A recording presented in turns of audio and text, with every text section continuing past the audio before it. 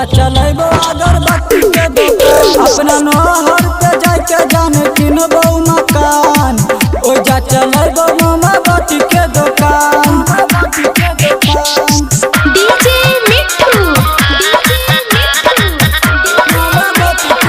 राजा पटसोनी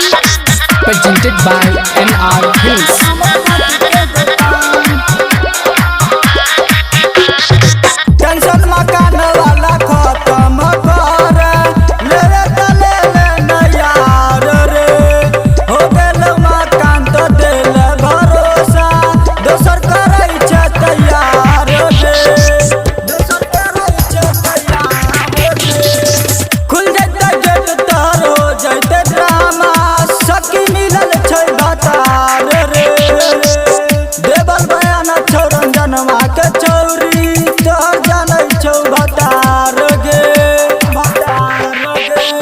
करिया न कोनो बिगड़ल वाला सीन करिया न कोनो बिगड़ल वाला सीन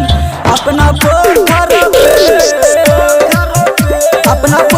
पे जाके जान किनबो मकान ओ जा चलेबो फूल जरी के दुकान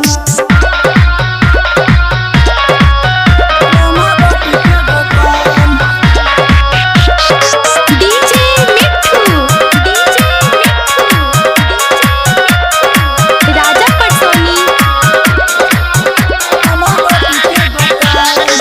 राइटर रंजन किया हम लेबो तोहर रहे के की छौ विचार रे हो जैते यार बाबू ढेर बदनामी आ जैते जदी हमर नाम रे राइटर रंजन किया हम लेबो तोहर रहे के की छौ विचार रे हो जैते यार बाबू ढेर बदनामी आ जैते जदी हमर नाम रे